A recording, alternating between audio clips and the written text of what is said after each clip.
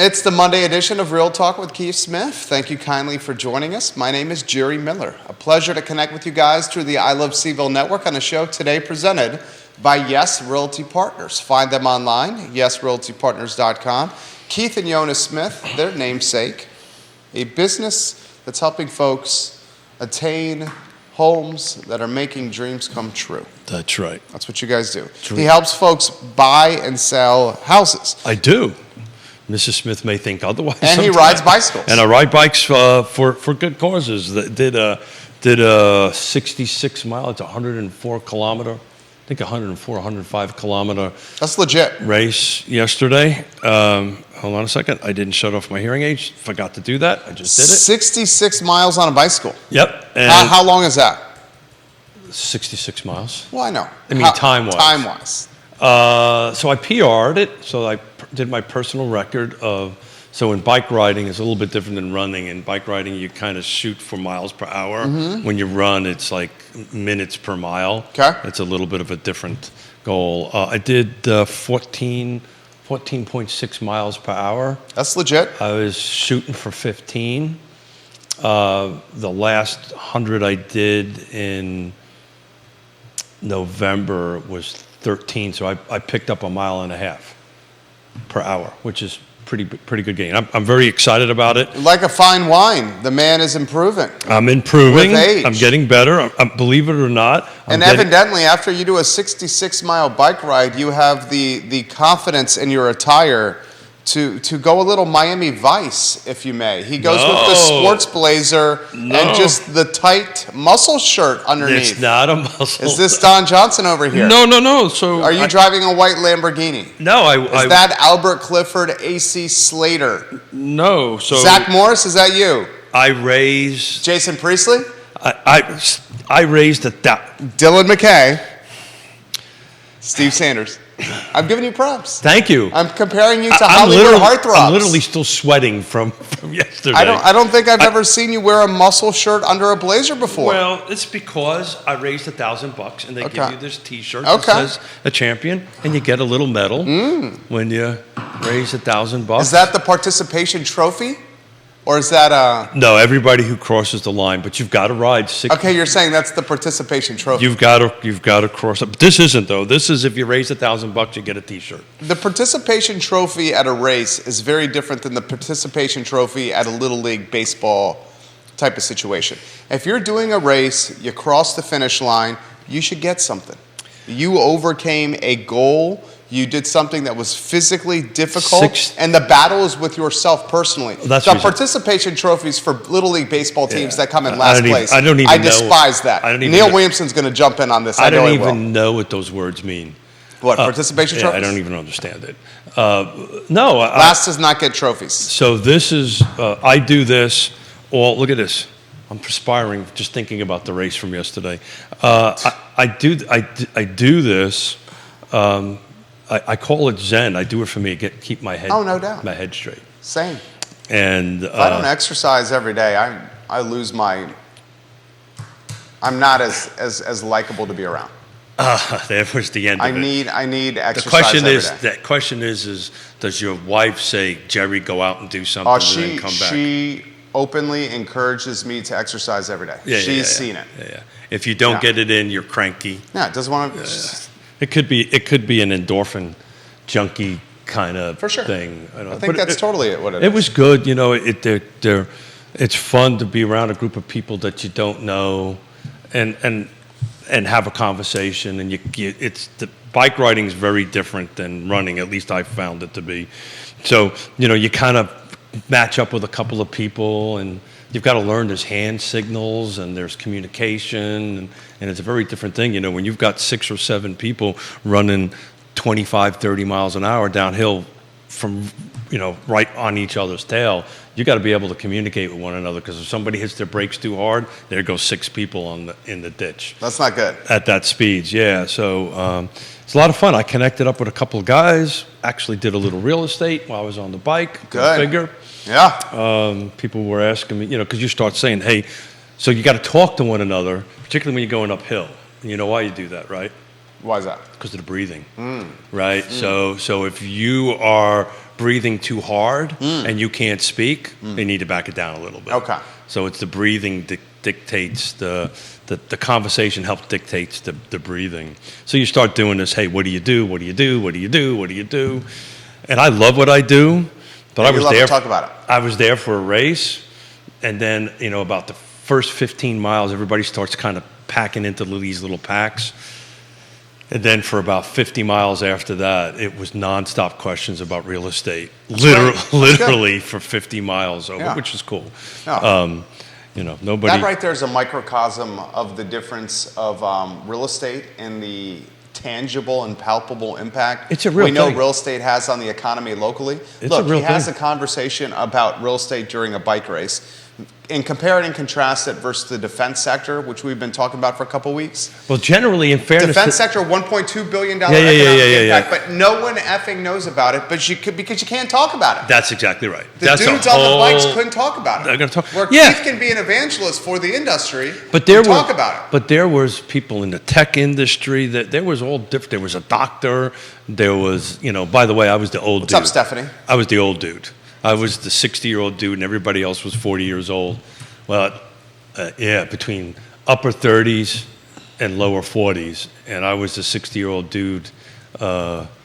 My joke was, since my hearing aid microphone's face to the rear, I will, because this is all in traffic. You do this, so I will stay in the back and hear the cars come back. What I was really doing was drafting off of these, and it's a thing. Smart man. for these guys. Work smart, not hard. But it's interesting, it was constant conversation about market. What's going on? What's going on? Da da da da da da.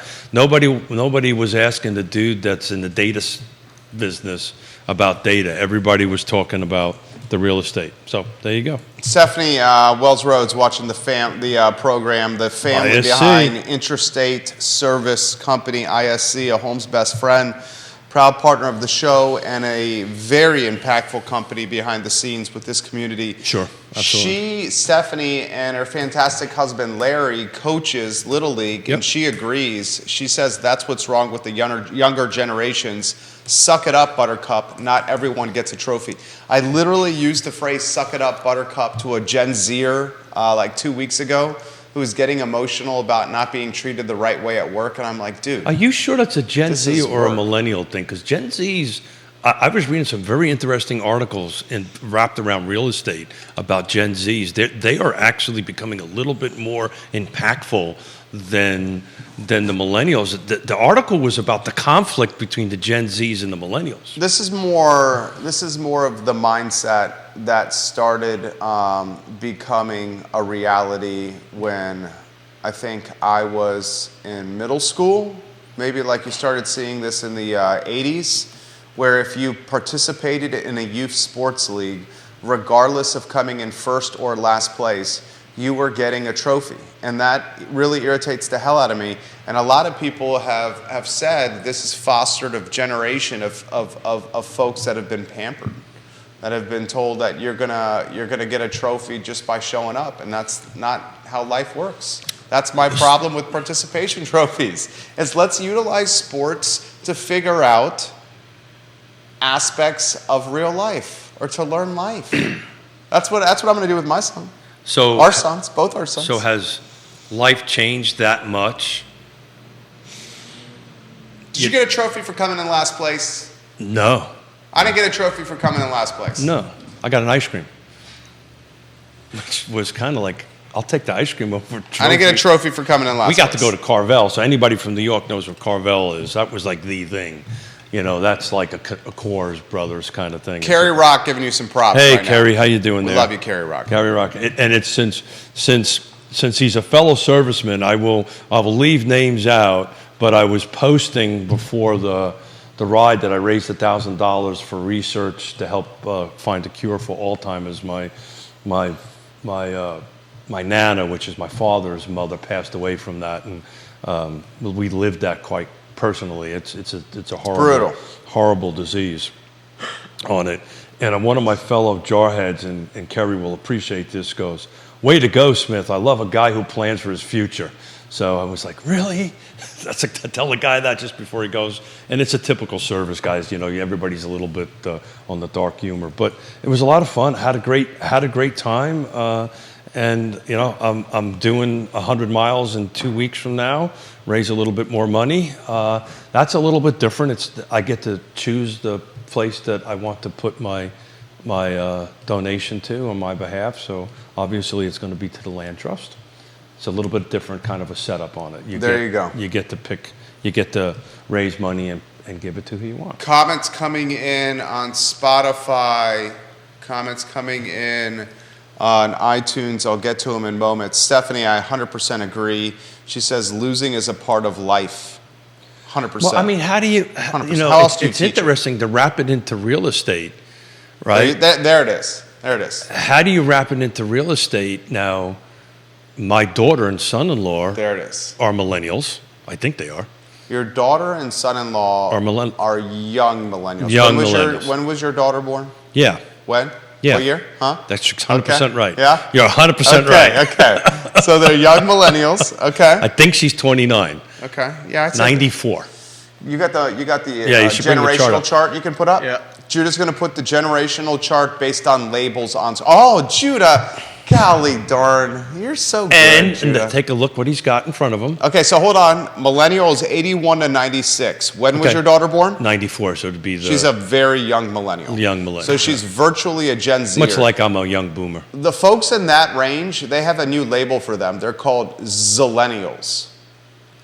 So she's technically a Zillennial. So everybody gets a participation trophy and everybody gets a label. Everyone gets a label. The label I have no problem with. It's the generation you're tied to. Yeah, but they're adding more, right? They taking something and dividing it into more. I think it's just that little period. Because you would have to admit, if you could put the generational chart Well, back it on, would be for me. I'm really at the tail end. That's my point there. I'm on the tail end of, so my I'm an old millennial.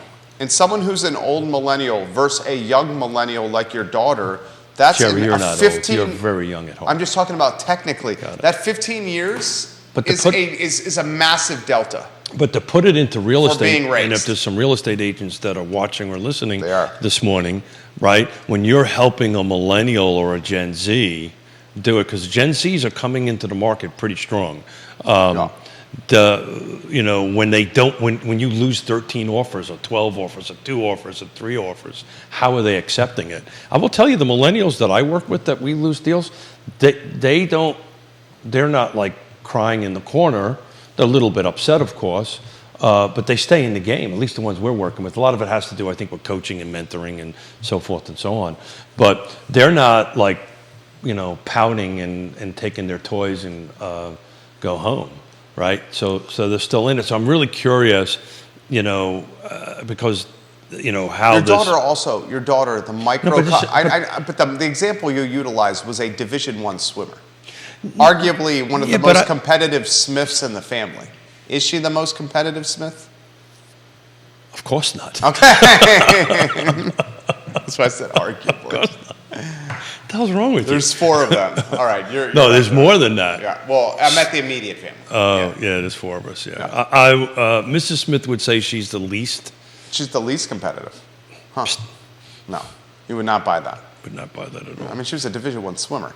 Dylan's Rule watching the program on Twitter here. Welcome to the show. Hey, I do want to shout out a real estate number. Go. We're supposed to talk about the market a little bit here. Yeah. Maybe. I like it. At some point. I love real estate. What the hell? Real estate? Remember when it was, I think we did the first week of April. We were talking about, I think it was around the 7th, we were talking about the market, the first quarter, and how Charlottesville numbers were down? Yeah. I have to pull up the chart. Just since the total sales price, in the city of Charlottesville, just since the end of the first quarter and the end of April, looking at April on itself. And okay, hold on. Let me try this again. The first quarter and the end of April. So we're talking the end of first quarter and the end of April. Isn't that the month of April? January, February, March. The end of first quarter to April is what you said, right? Yeah. So it's we're the month of talking April. The month of April. So hey, Jerry, how you doing this morning? Or do we want the first 4 months? Hey, I am still. just April? I'm recovering from I'm yesterday. sorry, you're sweating. I am sweating. I see you sweating, Yeah, I burnt 2,500 calories that day. I'm Dang. trying to. That's impressive. Well, you actually burn more calories on biking than you do running. Okay. It's the reason why you got to fuel up all the time. But yeah, it was 2,500 calories. I will tell you, the ride home sucked from DC. Were you by yourself? Yeah. Well, yeah, actually, I was by myself. Yeah. Yeah. I was listening to Real Talk, so I had you with me on. Oh, on the way okay. down. There we go. So let's try this again. Okay. The total sales number for the end of the first quarter, let's just do that number first, was $433,000. So the median sales price at the end of the first quarter in the city of Charlottesville, that's everything, single family, detached, attached, and condo, was $433,000. The month of April alone, just that month, it was $526,000. That's $93,000. Did you hear that? Say it again. So see if I can not screw this up. This is crazy stat here. Well, the reason I'm bringing it up is remember in the beginning of the first week of April, because the number quarter over quarter was down. Oh, I remember. Right? I remember. It was down. And you said not to panic. And everybody was panicking, and I said, look, this is just... So the median in the city of Charlottesville for Q1 2023 was what? What number? 433. 433,000. City of Charlottesville Q1 this year. What was it for April? Just the month of April was 526. That's $93,000 more, a 21% jump. By the way, Ladies and gentlemen, in Albemarle County, not quite the same, but close. End of Q1 was 472. End of April was 491. Now this is everything. I'm including attached and condos and all that stuff. That's a 4% increase on it. Lake Monticello was modest, was only about a 1% jump. But 21%, and remember we were talking about this because there was this whole hangover, I think, particularly in the city, from that. And I think a lot of what's going on, and I'm going to get myself into trouble here, to Neil Williamson will probably chime in. he's watching. I think what's happening is I think this whole mustache bet and zoning rewrite, I think the market is kind of like the Fed and the 30%. I think it's baked in already. I think people are already baked in that is not going to have a huge negative impact on the market and people out there buying. That's the only reason I can understand why there was a 21% jump in 1 month. That's just 1 month. Neil, why do you think there was a 21% jump in 1 month? I think I did it quickly this morning as I was recovering I from mean, the swing. can those numbers be skewed because of such little deals done and the deals Oh, the volume isn't. The deals that were done at a price that skew that number. This is just total dollar and percentage. The volume of sales were substantially down compared to the same month last year. I didn't bring those numbers with me. But my point is that everybody was panicking. I was getting phone calls after that show, like, oh my God, is the sky falling in Charlottesville? And it's clearly not. Jason Howard, welcome to the program. Keith, From a sales point. Now, if you want to buy, you could be screwed here. Judah Wickhauer, there's sizzle reel content somewhere here. Oh God. Is this, and the one may be behind us already to find, is this sustainable?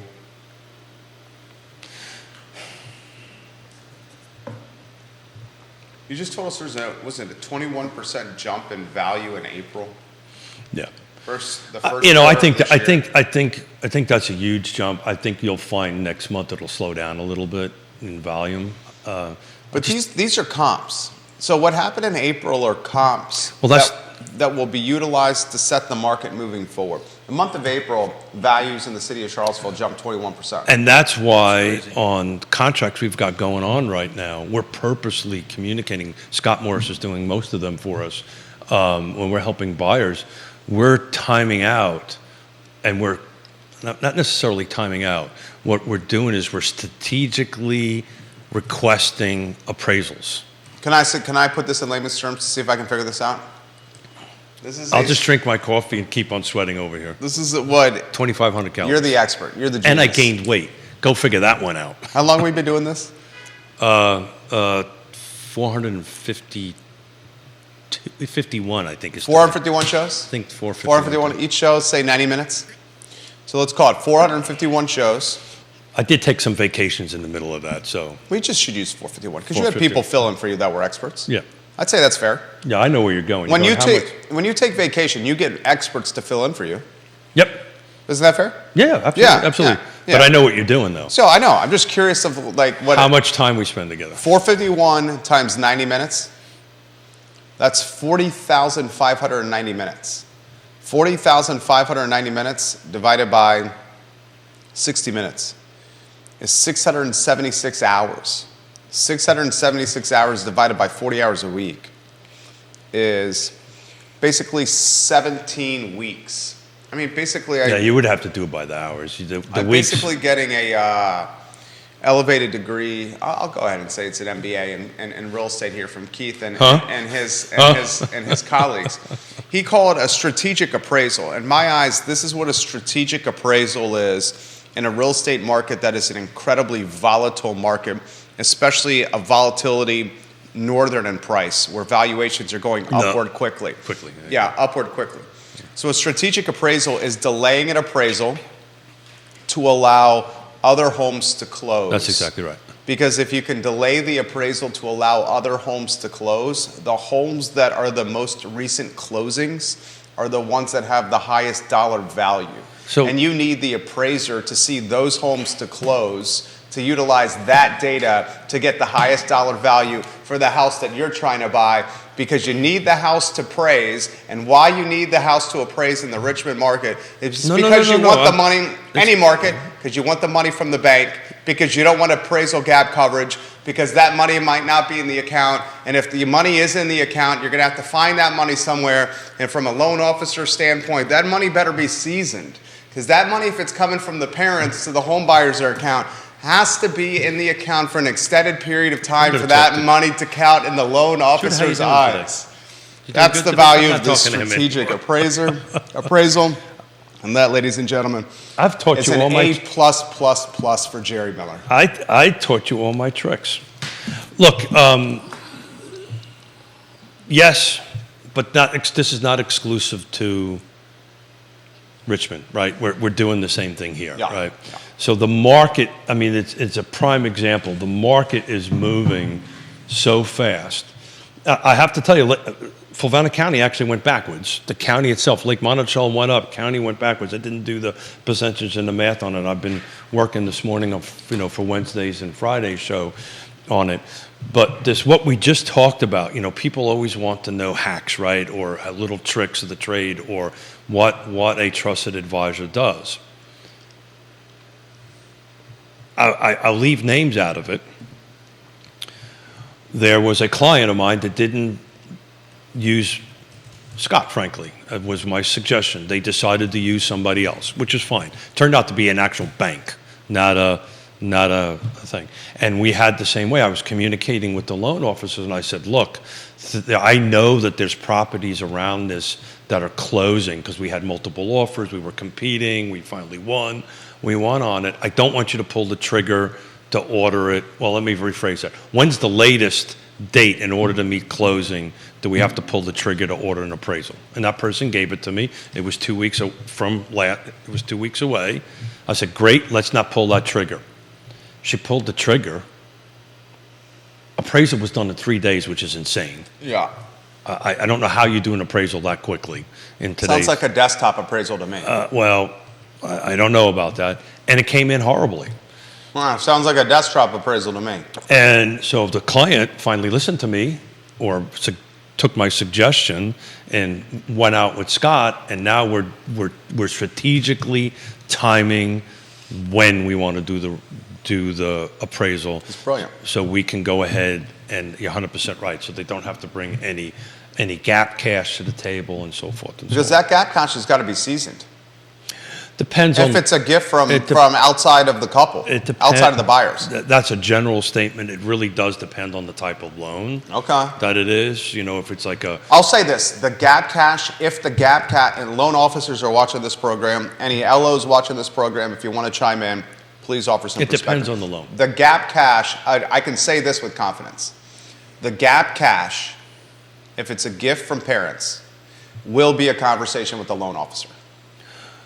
Sure. That will be a conversation with the loan officer. So, that I can say with confidence. Well, I'll add, I'll make it even simpler. I'll do it, Jerry. I'll make it even simpler. Okay. Any new cash that shows up. That's what I'm saying. You have to explain it. Exactly. Yeah. So anyway, this is going to come up. Yeah. Any new cash. Normally you want that season for a little bit, so it's not a red flag. And yeah, season but then means in the account for 60, 90, 120. But then how do you know you need it? Right? I mean, in this market, you probably have a pretty good idea when your budget is this, and deal after deal after deal is not going one way. It's a bit of a balance, right? You know, you're trying to negotiate and win the day on the price, and you're also trying to figure out where the market's going. I mean, I've reached out to Woody Woody Fincham, one of our also awesome sponsors, right, to help us determine a little bit on where it's at. I will pick up the phone and call him and say, look, you know, this is what I'm seeing in my CMA and that. Woody, what do you think? And you know, Woody's a great guy and an awesome friend and an awesome partner here for the show. You know, he'll say, look, Smith, you're on track, or Smith, you're way off, and, you know, or something along those lines. But, you know, you can, you know, engage him formally to go ahead and help you do that, which is a great service that he does. You're getting props right now from a handful of people. I'll acknowledge them. Jason Howard on Rio Road. We've dubbed him the King of Rio, watching the program right now. Grayson's watching in North Downtown, as he does on Real Talk most mornings. Woody, I see you on a fine Monday morning. Good morning. Woody Fincham. Carmen, good night, watching the program. Oh. Hello, Carmen. Thank you for watching. Keith, this question. That's a cool name, man. Yeah, Carmen, good night. Yeah, that is a cool name. Give us some background on that name, Carmen. That is actually a really cool name. Peter Matthews, welcome to the broadcast. Viewers and listeners, if you want to offer perspective, put it in the feed. I will relay it live on air like I am doing right now. Jerry, what is gap cash? Got it. So thank you. This is what I was hoping we're going to do this. So this week is a Batman and Robin week. Scott on Wednesdays heading up to Michigan for work. For Ross Mortgage. So I love these questions, and I love these case studies. What gap coverage is? Gap cash, yeah. So it's a gap coverage. So what's happening here is it's the appraisal gap between what the contract price is and what the appraisal is. And sometimes if the appraisal is lower than the contract price, then the buyer has to have enough cash to make up that gap, right? It's the gap between the appraisal and the contract price. And generally, the way that works, so if I am the buyer's agent and Jerry is the listing agent, when I make my offer, I also have to include proof of funds that my buyer has this $50,000 or whatever the dollar amount is between that. And it's the game that you're playing. I've got a couple of transactions we're working on right now that we're actually doing a strategic appraisal approach or timing approach on it so that these buyers get to keep as much of their cash as possible. Because now you have 3 cash pools that you've got to work from, right? Cash pool number 1 is your down payment. So if you're doing a 5% down, 3% down, 10% down, that's cash pool number 1. Cash pool number 2 is your closing costs, which is roughly, depending on the loan, 3 to 4%. We'll just call it 3% for the sake of this conversation. And then now gap conversation. So that cash starts growing real fast. And so we generally start having a conversation about, okay, Jerry, tell me, this is an uncomfortable conversation. Tell me how much cash you got. If you don't want me to tell me how much cash you got, I'm not much sure I can help you. I kind of need to know what we're working with so we can plan some sort of strategy to move forward. To win the deal. To win the deal. Yeah. That's fantastic. So that's it. Right there. It's the cash between the loan amount and the appraisal amount, whatever that gap is. You have to provide it in cash. There's the end of your sizzle reel right there. That was succinctly done. And thank you for not saying sizzle reel. Look at the Miami Vice, the Dylan McKay over here. He's wearing a muscle shirt over a blazer. I should bring in pictures of me in the 80s. Brandon Walsh. Stand up, Brandon Walsh. It would be Don Johnson. No. Come on, Steve Sanders. If I do, then my belly will come over the top of my... Steve Sanders, stand up. We'll go to the studio camera. How do you... I swear the studio camera takes 20 pounds off your body. Lying, no. That's why I'm looking down. Does the camera not take 20 pounds off if he stands up? After 676 hours, you don't think I know when you're... You look sharp, Smith. He's wearing his, for those that are wondering, he's wearing a muscle shirt. I'm not a muscle shirt, it's a T-shirt. It's actually a bike jersey. Isn't it a jersey? No, this is the bike jersey over here. Oh, that's the jersey. Okay. What's that right there? That's the bike jersey. Okay, gotcha. Is that what you wore yesterday? No, I wore actually a jersey promoting Blue Wheel Cycling in Charlottesville, and yeah, I never wear the jersey on the day of the race. I don't know. It's kind of a. It's like wearing the T-shirt of the band to the concert. Something like that. Yeah. Now it's interesting. So the one that don't go to the Taylor Swift show with the Taylor Swift shirt on. And who's Wear that? the Taylor Swift shirt on the downtown mall. Who's but that? don't go to the Taylor Swift show with the Taylor Swift shirt And on. who's that? You know who Taylor Swift is. Who's that? Come on, you know who Taylor Swift is. Yeah, so it's. You know who Taylor Swift is, right? I know. So this was that was the jersey. I was going to wear that instead of the muscle shirt, but I figured I wore the muscle shirt. But it says champion because I raised $1,000. Did you know I raised $1,000? I did. I raised $1,000. You said it. I raised $1,000. We're proud of you. That's pretty cool. You are. I am planning for the future. I am proud of you, my friend. I'm Yeah. absolutely proud of you. So what other questions we got? I want to give you an opportunity to speak about this. You printed this for us, and then I'll get to the comments that are coming in right now. So Redfin. If I don't ask you about this, we will forget about it. We will forget about it. So you're actually counting that I actually read this. Well, you printed it. I read it. Yeah. I read it. So the thing is Redfin News did a housing market update. Home sells quickly as a historic drop in listing fuels competition among buyers. We really only need to talk about the headline because the reason I printed it out here, even Redfin, which is a national organization, is talking about the same stuff we've been talking about for long time. Very long time on that end of it. Inventory is dropping, prices are going up. None of this is, I had a client, let me see, what was it? I think I mentioned it on a previous show. I had a client that's moving from rental to purchase, and we're helping them move forward. And she just kept on repeating this. But the news said it was going to drop 20%. But the news said it was going to drop 20%. I said, I don't know what news you're listening to. Apparently, it's not Real Talk. Yeah, with listen Keith to Smith. Real Talk. Good Lord. I know. That is not going to drop. Certain areas might, right? But overall, nationwide. You want to know something crazy? I was at a cocktail party over the weekend with some fairly heavy hitters. We're talking Real estate. heavy hitters, names you would know, okay? Sure. Business people, names you would know. Sure. Conversation came up. Name the city councilors. Name the board of supervisors. You know how many people at that party could name the city councilors and board of supervisors in totality?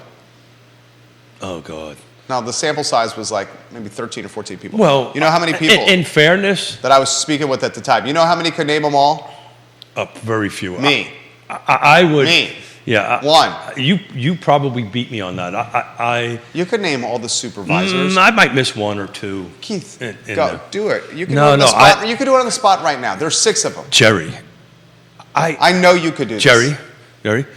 Both of my granddaughters, one name is Vienna, one is named Ravenna. I get that. And I kept on calling the one Ravenna Vienna and the one Vienna That's Ravenna. That's different. I bet you could name the board of supervisors. Which county? Do you want to go city council first? Why don't you go city council first? That'll be no problem for you. Payne, Snook. I don't remember the new one. Leah Puryear. There you go. I'll give you a pass on that one. She was Juan appointed. Juan Diego Wade. And Brian. Brian Pinkston. Okay. Board of supervisors. You got this. Most of them are your friends. Yeah. Ned. Yep. Ned Galloway. Diantha. Yep. Diantha McKeel. B. Lapisto Kirtley Good. Jim. Jim Andrews. 4. And Donna. Donna. Missing one. Oh, Ann. Yeah. So you got it. I knew you could do it. You would have gotten it. Yeah. You would have had no problem. Ann Malley. So you could do Don't it. hex me about Greene County. But I guess the point, I know a couple of them. You're talking about guys that are like top of their field, pioneers in some cases. So why do you think that is? Greene, Is it apathy? Is it lack of interest? Is it apathy? Lack of interest? Is it lack of coverage? Is it?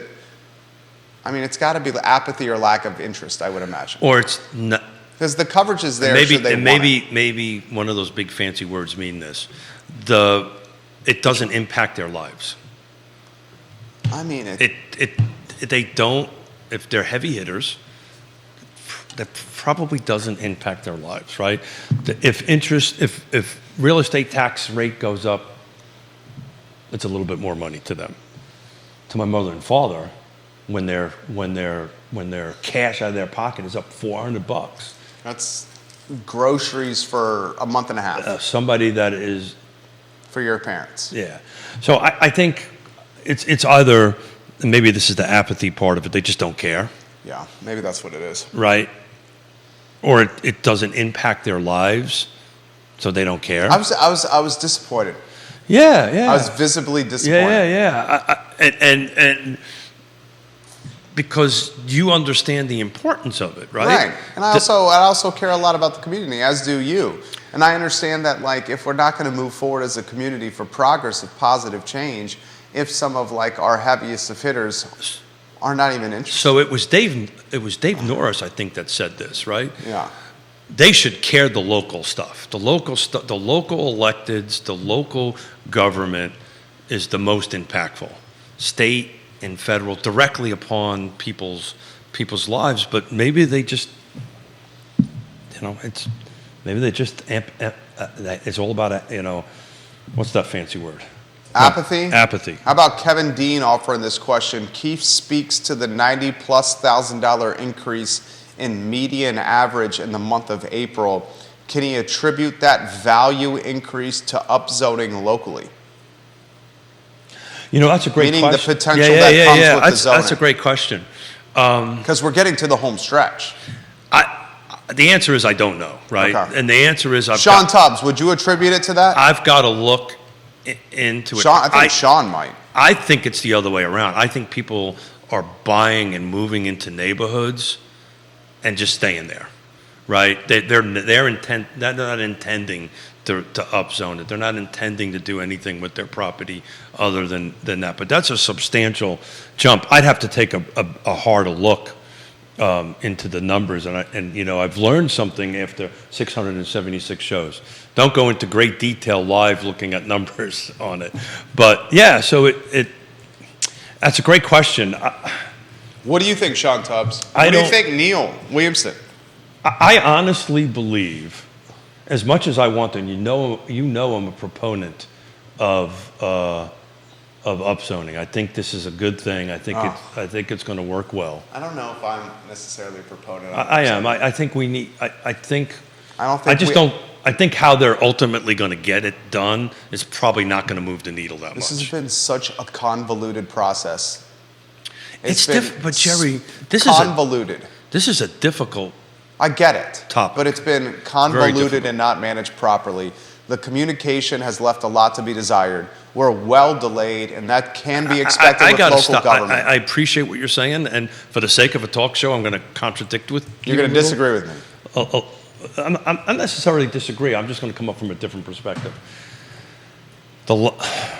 I've been through different zoning rewrites in different jurisdictions. I will tell you, for what it's worth, it's been pretty open. You can go and find the information and do it. It's just a super difficult thing. You're going to piss off half the people. You're going to make the other people happy. This is a very difficult political decision to make. It's a very difficult technical decision to make. It is a hard thing to do and get through it and try to get it done. Do I think that they could be better at it? Absolutely. I don't think the city truly understands the magnitude, influence, impact of what this is going to do to Charlottesville. The region. To the region, yeah. To the region. Okay. No, and I got to tell you. To the region. I got to tell you, I think that's becoming very evident now because Michael Payne said this at a commission meeting the other day, which was actually put me back a little bit because, Albemarle County's working on this. Michael Payne, city councilor. For Thank those you. that were at the cocktail party. Send them cards. Oh, we'll make up baseball cards. Literally, I'm talking to We'll make up baseball cards. Let's do that. We'll make up baseball cards. Pick one. I think that's a good idea. City councilor, pick one. What did Payne say? Look, I got Michael Payne. I know. What did Payne say? So we were talking about Albemarle County doing its developer incentive, running it through the RHP and all this kind of great stuff. The Original Housing Partnership through that. And, Michael was all over. Said, look, I want to attend, even though it's Albemarle County. And he said something, and I'm paraphrasing it, to a certain degree, because as what happens in the city of Charlottesville, Albemarle, we're all connected. And I've been saying this for a long time. Yeah. In the housing space, Fluvanna's connected to Charlottesville, Charlottesville connected to Greene. We're all connected because the people that are trying to find this $250,000 home, this $350,000 home, are out in these surrounding counties and traveling in and out. Carly Wagner watching the program. Carly, this is a good comment from you. Carly, your comments on the shows are welcomed. You're legit, Carly. I have no idea who you are outside of the interaction we do on these shows on social media, but I just want you to hear this from me that I respect I think your we've comments. asked this question. They're not related to the Fluvanna Wagners. No, she's not related to the Fluvanna Wagners. I believe she's getting into real estate now. Oh, cool. She says increased density is better than sprawl. Don't you agree? And I think she's directing this to me because of my comments on the upzoning. She says, don't you agree? Growth is a necessary evil. Will growth be infill or sprawl? To avoid sprawl, you need upzoning. So I get that on paper. On paper, that makes 100% sense. I get that on paper. But here's the debate, and this is what brought up this conversation between Galloway and Payne at the commission. It's how much of it is going to be actually housing affordability. That's what I'm saying. Yeah, and that's the point I'm making. Yeah. And what we're going to get is not going to be housing affordability. This is the point I've been making for years. That's the point. What we're going to get, because the land is becoming more expensive now, because the land has greater opportunities of what you can do with it. And because the land is more expensive now, it costs more. Because the land has more opportunities with it, it's more expensive. Because it's more expensive, you have to pay more upfront for it. Because you're paying more upfront for it, when you're buying this land, you're going to expect a greater return on investment because it costs more to buy. On top of that, the labor market sucks. Costs of goods are through the roof, and the interest rate environment to finance your project is expensive. These are all headwinds for affordability. Dirt, opportunistic, making it expensive. Dirt, very little of, making it expensive. Labor, not much of it, making it expensive. Cost of goods, expensive. Interest rates, expensive. If you buy this stuff, you want top dollar because you pay top dollar to bring it to market. You pay top dollar to bring it to market. We'll see it. And the dialogue was, and I think the dialogue and the light bulb went on in Michael Payne's mind anyway, from my perspective, because my intent or the goal, frankly, is with this developer incentive wrapped around housing affordability for Albemarle County will be somewhat of a boilerplate scenario that other jurisdictions can use. What, Fluvanna? Well, more of Charlottesville is what the conversation was going back and forth on that end of it. But I'm just taking a look at April over April, 23 versus 22. And so back on this is single family detached, because the reason I pulled that up was, the homes that are potentially going to go ahead and either be something done with upzoning. The bottom line is there was 30 homes sold. In city in April? In April. Okay, city of Charlottesville only. This is single family detached only because if it's already attached, more than likely something isn't going to be done with it, right? Yeah. Condos are already in some sort of multifamily scenario, so I just cherry picked out that. So it was 30 units that sold at a $556 medium sales price. But I'm looking down here now. The cheapest was $260, then it jumps up to $310, and it goes real fast into $400 somewhere around sale number 10. goes into that. My point is, to your point, is I'm paying $415,000, $500,000 for something. It's going to take a lot of units to get that ROI to get that density to turn On top of that, so that's why I think people are buying to hold. on top of that, this is a crappy labor market. I'm just curious how much of that is Find cash. a trade partner or a contractor or a sub that's going to be able to do work in a timely fashion now. It's difficult, even for the GCs that are in the business. You're at your 50-50. 50% of them were cash and 50% of them were loans. So the cash ones are no doubt investors. No, I would not agree with that. I would totally disagree with that. You'd say well, you're right. Now that I think about it, I'm with you on that I one. would disagree with that. I'm with you on that one, now that I think about it. I'm going to pick one. And That could be someone looking, no, I'm with you on that one. Neil Williamson is sharing a link.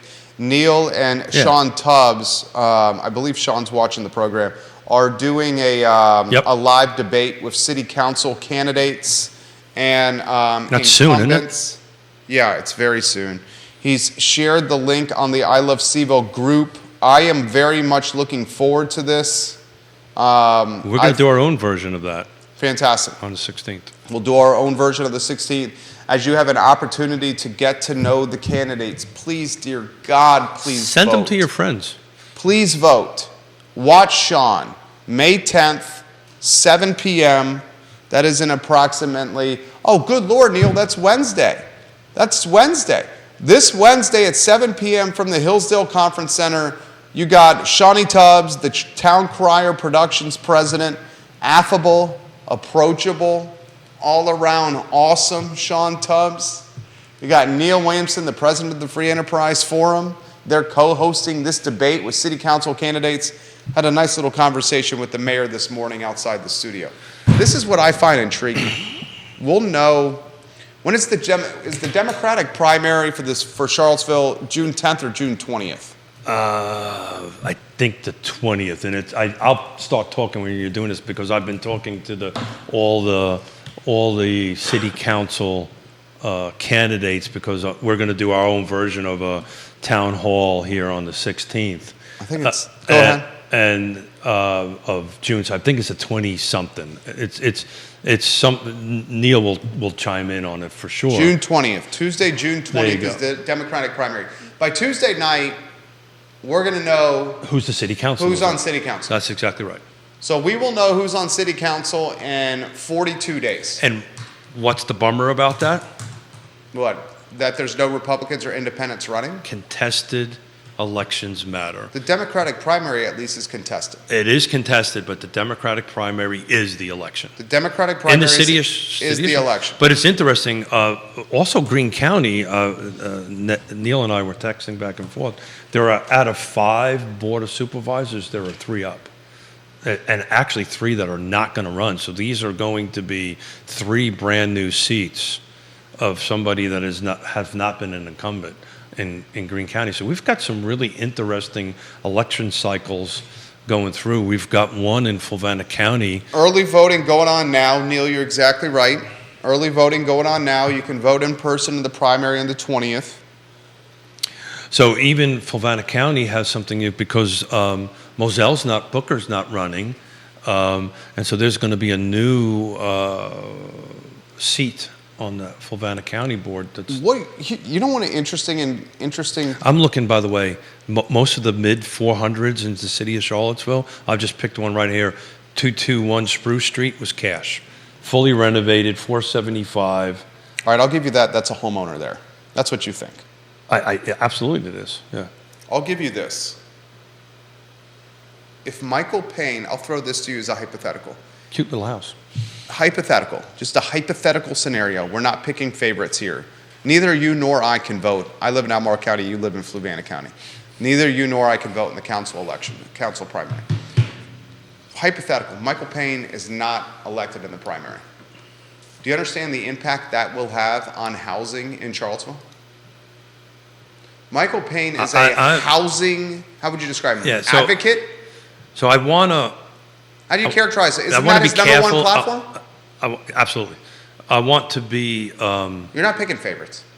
No, I want to be careful and respectful for what Neil and Sean are going to do on Wednesday, right? Okay. Right. So I don't want to be too a prognosticator or whatever What are you saying over there? I have no idea what I'm saying. When has that ever mattered? The reality of it is it's really up to one seat, right? The likelihood, I'm pretty sure Payne. You're saying that Payne and Snook are slam dunks. I didn't say that. I said pretty sure. It's up to one seat. It's pretty sure. That's not a slam dunk. You know, there's no slam dunks in politics. But I would be betting, not my mustache. I would be betting that Snook and Payne. They're heavy favorites. I would do that. So it comes down to who's that extra seat, Heavy and favorites. that's where the math gets a little wonky, because we don't do wards, we don't do districts, right? So if one of them just wins by one vote, right, the math could be super tight, and whoever has the most of the three wins. I don't also know about. I don't know if it's mathematically possible to have two with the same count. I don't know if that's mathematically possible in the city of Charlottesville. I don't have that answer either. That's a great question. I don't know if that is mathematically Could it coincidentally happen? I don't know. But Neil would know this more than I do. But I don't know if that's actually possible. I will say this. Bob Fenwick, I have heard through the political grapevine, is gathering tremendous momentum from a voter base that's opposed to increased assessments and opposed to upzoning in the city. So I can tell you. That's Fenwick's base. So I can tell you this. I've sent out a formal invitation to all of them. 3 of them responded very quickly, Who did not? and 2 did not. Did Bob not respond? 3 responded very quickly. So you're saying Bob did not? Bob did, actually. Oh, he did? So the 3 responded very quickly, 2 have not. Okay. So that might kind of. Snook, Payne, and Bob. The other 2 have not responded to me as of yet. Okay. Well, time will tell. I mean, what do you make of Fenwick getting on council? Potentially. Well, Bob's been there before. Yeah. So there's history. You can go back and read his, or look at what he said and what he's done. I will tell you, I'm pretty sure if he gets on, he'll probably take things from a different approach than the current members. I think that's a fair statement. Definitely. Will he have enough to sway votes? Probably not. I would think. Probably not. I think there's enough votes on there. But this whole, this conversation was having about my mustache and the rezoning I've had with a couple of city councilors. I think you're going to see this thing wrapped up before the November election. But you're 100% right. June, it'll definitely not happen before June. My mustache is June 20th. My mustache is safe for the moment, anyway. This is from Rio Road. Jason, is the ceiling for prices here in Charlottesville or Albemarle somewhat below what Northern Virginia housing costs? A reoccurring theme is retirees buying down here after selling in the D.C. market and having a pile of cash. It's more affordable here than Northern Virginia. Absolutely. I would it's not even comparable. I would not limit it to Northern Virginia. Yeah. It's other places, the Northeast Corridor. Yeah. People are, and if you, I read a very interesting article when I was up in D.C. That the flight out of people are pretty substantial. It's substantial. Yeah. And they're remembering their 4 years at Charlottesville, at UVA. Yeah. And they're coming here. Yeah. So, Get in-state residency, have your kids go to the University of Virginia, come down from Northern Virginia or Manhattan, where housing is 25-30% less. You can buy a larger home. You got more place. You got school. I mean, it's not going to stop. Yeah. So unfortunately, we can't do this in our Paragon system. So it has to go through. What, the zip codes of where people were coming from? Yeah, I mean, you can. Unfortunately, we can't do this. But one of the things that I was advocating with the Albemarle County Board of Supervisors was to try to create a similar defense ROI For real estate? for real estate. That's a great idea. And I think Weldon Cooper would be able to pull that data, No doubt. that data up where people are coming from, And all Clark this. could fund it. Somebody could fund it. I don't Don't. You're not on the board there. Do not get me into trouble. I'm not getting you in trouble. I would love to know the impact. Yeah, well, so it would be the impact, but I can tell you, if you start looking at what people are buying coming in, they're coming out of the Northeast market, they're selling their house for $1 million, they're buying this thing for $599, whatever it is, they pocket the cash difference. The real issue, I think, and it was funny, my daughter and I were having this conversation yesterday, or a couple days ago up in D.C. It's generational. That's going to be the real conflict. Put that in perspective. This is a good topic here. I think it's not interest rates. This is going to be generational. This is going to be the boomer selling their home with a bunch of cash and doing something and pushing out the millennial. That's the reason why I would love to know what the age category of this. And somewhere, and Neil's smarter than me for sure. I'm sure this. You could track that through U.S. Census data. Yeah. Is the average there's ways age? of doing it. Who wants to have this bet? Who wants to bet that the average age in the city of Charlottesville has increased since COVID? Yeah, I don't know the answer to that. Yeah, I would imagine the average age has gotten older in the city of Charlottesville for residents. Weldon Cooper could do that. Weldon Cooper. Well, no, U.S. Census, I'm pretty sure that's part of census data. It is part of census data, but you need the people that are really good at this stuff to pull all that data and put it together. We do this in a very small way for the show, and that's a lot of work. I worked 2 hours this morning just on trying to pick up. I was taking a look at cash versus whatever, and loan, and I was also taking a look at the April sales over the end of the quarter, and that took me 2 hours. Yes, I am slow, so it takes me a little bit longer than normal. I'm a little bit slower than normal today, but yeah. But everybody's kind of gone up. Savannah went a little bit down, so it requires somebody to put that thing together and create it. This has come in from Christopher. He goes, so Jerry, you're saying you believe the resident base to be older here in the Charlottesville metro area. That would mean more disposable income and potentially a stronger economy. No? Asking a question. That's what he says. Yeah, because you have more disposable income. I'd say that's fair. Right? I'd say I think you got two buyer profiles. I've been saying this forever. You have two buyer profiles right now. You've got Keith and Yonna, and you've got the millennial that's making the multiple six-figure salary. That's the closer to the inner ring. That's what this is going to be, unless there is substantial subsidy from the city, which the city, by the way, and hats off to them, are putting a tremendous amount of money into housing affordability. But unless there's substantial subsidy, unless there is enough developer incentives to go ahead and create this missing middle, so when you talk about missing middle, that's kind of what we're talking about here. It's physical, right? It's also income-based or economic-based. I don't see the missing middle housing stock becoming a reality anytime soon. There's no political capital. There's no affordable dirt. The cost of goods and the labor market make it too difficult to build a house at that price point and have any profit left. So let's, again, stealing Robert Liberty's silver buckshot. Let's just say all of a sudden, let me get this out. Sure. All of a sudden, they come up with the right plan, way to fund it, the perfect developer, affordable housing or developer incentives. Let's assume by the end of this year they come up with this. Here is this thing, they take their magic wands, they wave their magic wands, and we've got this perfect plan. It's going to take years before it even comes out of the ground. That's what I'm saying. Years. And we're not going to end up with the perfect plan. Right? It's just not going to happen because politics are going to get in the way.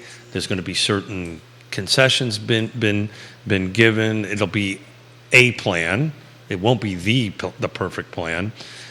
And even once that's done, then it has to have a ready, willing, and able. Shout out to Neil, seller. Somebody's got to be willing to sell the land. Then you got to have the builders and the developers to be able to go ahead and do it. Then it has to be well funded. And subsidized by the government or somebody. It has to be heavily subsidized. Just to put it in perspective, the 23 units that the land trust built, and we hit 65% AMI, 225,000 between $215,000 and $225,000 sales price, had roughly $60,000 worth of subsidy in it per unit. Between what the county gave us and money we raised, there was roughly $60,000 to go ahead and do that, to make that number work. So you got to get the right plan, you got to get all the partners on board to do it, and you need the cash to go ahead and do it. Neil says, if you give up on missing middle housing, you end up with Santa Barbara, California, a city for newlyweds and nearly deads. So Santa Barbara, California. I hope Neil isn't thinking I'm giving up on it. I'm very... No, I think he directed that at me. Yeah. I'm not giving up on missing middle. I just don't think we have the political capital for missing middle housing. I also don't think we have the economic climate for missing middle housing because the dirt is too expensive, the labor market is too expensive, the cost of goods market is too expensive, and the interest rate climate to finance projects is too expensive. The contractors, developers, and builders I know, the clearest path to profitability is a single-family detached home that's $1 million plus. Sure. You deal with one family, you build a house, you get your 8 to 14% margin, and you go build the next one. And you do it by right. Path of least resistance. That's what I'm saying. That's why the path has to be And that's done. what's happened. Yeah. So, look, I don't give up that easily. Otherwise, I would have not done 66 miles yesterday, right? So I'm not going to. We are going to try to do the best we can to come up with something. Is it going to be the perfect plan? Probably not. But I'm going to stay in the game and try to do it because I think missing middle works. It's the rest of the pieces of the puzzle that is needed, right? So Arlington's done its missing middle very differently than Charlottesville is. I don't know if you know that or not. So Arlington's missing middle is purely market driven. There is no requirements. There is no affordability requirement. It's let the market drive it however it needs to be driven. And the result is? Don't know. It just got approved. Literally, it got approved the date 1 or 2 days before the Regional Housing Summit when I was doing the... I would imagine the result of that's going to be McMansions. We'll find out. Yeah. But the path resistance. that they took was let the market do it. The path that Charlottesville is taking is to do all these incentives. The path what Charlottesville's taking is hire third-party consultants, spend I thought that was a taxpayer genius dollars, move. I thought that was a genius make move. this process extremely time-consuming, splinter and divide the community on a topic that is very volatile and causes arguments, have the process take as long as humanly possible, maybe not even have it approved by the next council cycle, do a project, manipulate the market, interfere with the invisible hand of capitalism, and as a result, the dirt's becoming more expensive. Okay. So the Mets are doing pretty good. I'm not trying to be, and I'm never, So never a doom and gloom guy. But when government interferes with business, it craps the situation up. I've seen it so many times. Yes and maybe no yes, right? So there has to be, and I'm a private sector guy, right? But there has to be some rules that has to be set out there, right? There has to be something, because if you didn't have any rules, it would, things would go a little bit nuts. As far as the Arlington missing middle, that's been going on for years. And basically what they did is they give anybody an option to go up to 6 units. Right, and it's market driven, and there is, according to the folks that were at the summit on the panel that I was moderating for missing middle on the end of it. But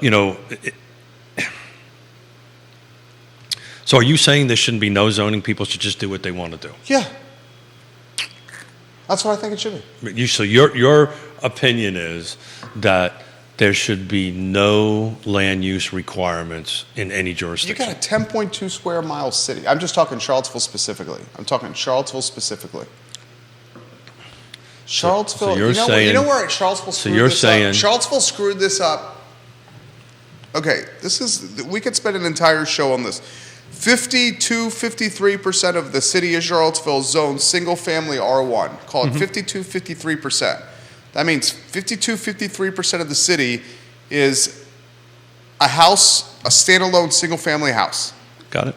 Okay? And the reason this happened, back in the day, the city of Charlottesville struggled with white flight. And a lot of its white wealthy families, generations ago, were leaving for Albemarle County in the suburbs. Cities all over America were dealing with this. So the city of Charlottesville, generations ago, to combat this trend of white flight, where their tax base was leaving for a different jurisdiction, the city said, let's figure out a way to keep our tax base intact. And that's when the city made half of its land single-family detached, because it wanted to give this vibe of suburb, of community, backyard, front yard, neighborhood, good for kids, white picket fence, and all the connotations that go with it. When they made over half the land single-family detached, R1 zoning, it really made the land difficult for people to live because it limited the housing stock that was available. You know this, viewers and listeners, some know this, some may not. Where the city screwed up was getting involved in the zoning play in the first place. 1962 is when they adopted. I'm reading it right now. I wanted to make sure I got the date right. Anytime you get people that are going to go and muck things up from a government standpoint, you're going to have collateral damage. And the collateral damage is cost, expensive, prohibitive, barrier of entry. Yeah. So your solution is just to remove all zoning altogether. My solution is to allow the market to do what it wants within reason. Okay, so that's within reason. So residential area. So where is the reason? Who determines reason? Look, I know this world. You know it well. Very well. Yeah, I know you do. If you were to sit down with we would get developers in here, which we could do. Actually, it's probably a really good roundtable discussion.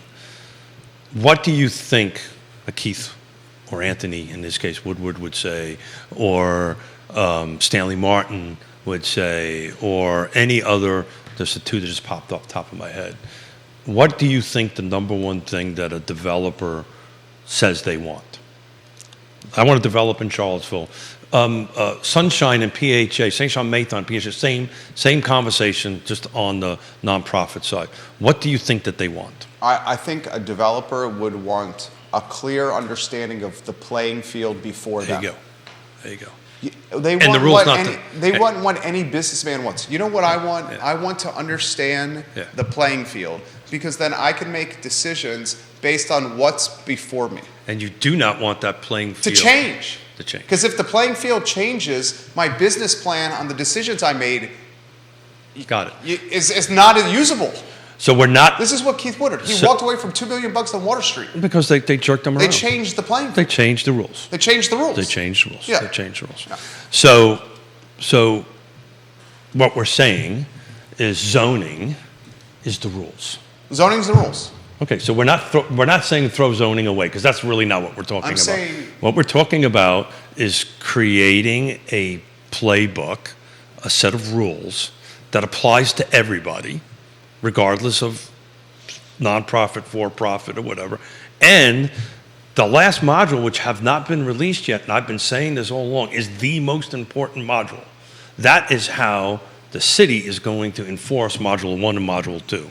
So these are the three modules that they're putting out here. And guess what got delayed?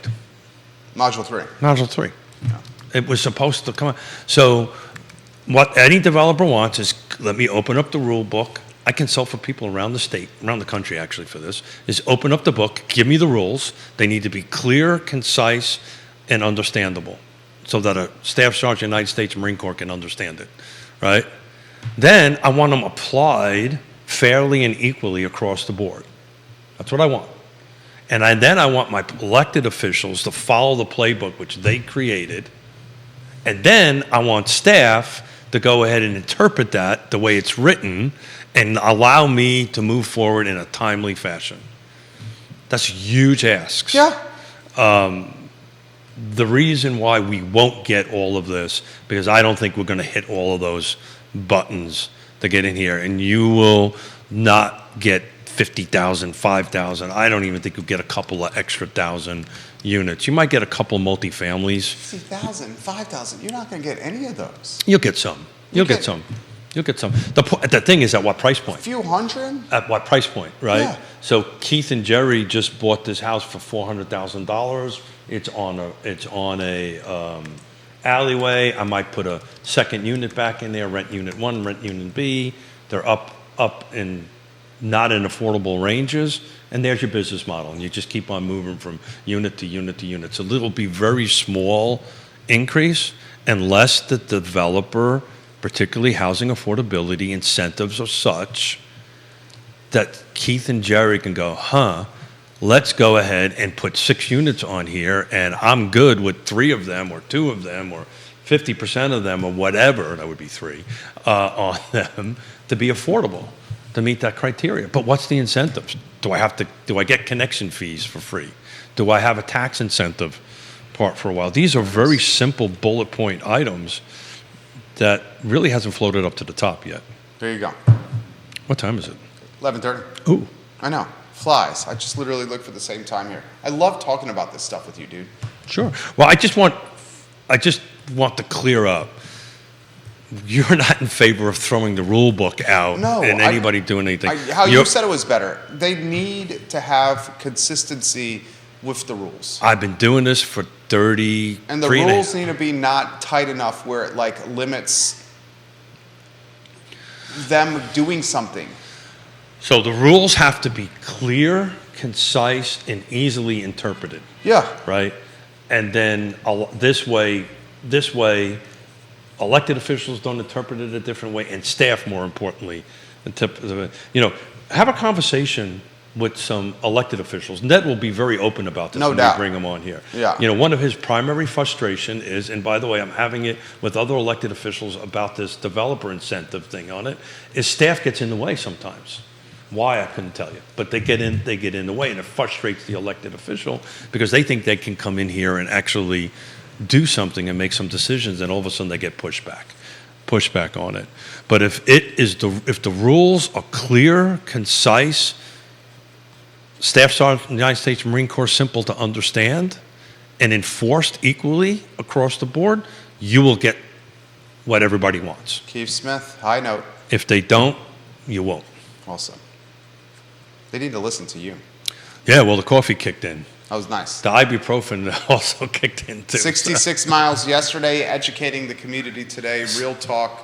So if you don't think my calves have been cramping the whole time. I bet they have. 66 miles is legit, man. Yeah, very happy with it. I enjoy the Batman and Robin. Well, it's the rest of the week. I like it. I like it, my friend. Rest of the week, we're gonna do Batman and Robin, do some numbers, little back and forth. We didn't get Judah in this mixture, but did you notice the microphone was ready? Well, we got it. We upgraded. He's got a permanent. Oh, look at that. I just noticed that. Every month we add to the studio. We add to the infrastructure, the technology. We spend more money every month on the network. Judas, I just noticed that. We went from 4 to 5 mics. I like it. 4 to 5 mics. Judah, can you wave to your adoring fans? He told me when he walked in this morning, he signed autographs on Saturday. What are they really called checks? I must be taking some drugs because I don't remember that. Judah's the director of this fine and fair. There you go. There's ending it on the high note. Keith Smith is the executive producer and the namesake of Real Talk with Keith Smith. My name is Jerry Miller, the I Love CVille show in 59 minutes. Thank you kindly for joining us. Take care. Thanks, guys. Keith, that was fun. Yeah, I had fun. I like when we go pushback to pushback. Very nicely done. Very nicely.